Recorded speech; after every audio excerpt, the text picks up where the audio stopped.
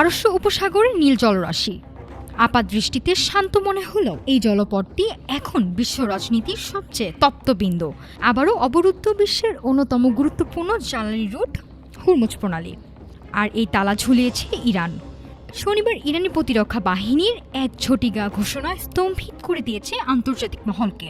কারণটা নিরাপত্তা রক্ষা বলা হলেও এর প্রভাব কেবল মানচিত্রের কাটাকাটিতে সীমাবদ্ধ নেই। প্রতিদিন বিশ্বের 1/5 তেল ও গ্যাস প্রবাহিত হয় এই ছোট জলপথ দিয়ে। ফলে এখনও অবরোধ মানেই বিশ্বের জ্বালানি ধমনীতে টান পড়া।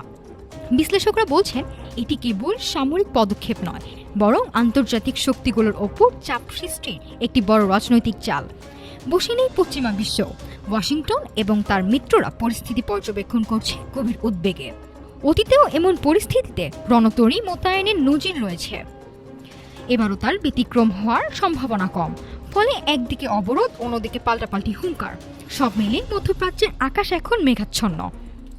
নির্দিষ্ট সময়সীমা ছাড়াই জারি করা এই অবরোধ কতদিন চলবে তা এখনও ধোঁয়াশায়।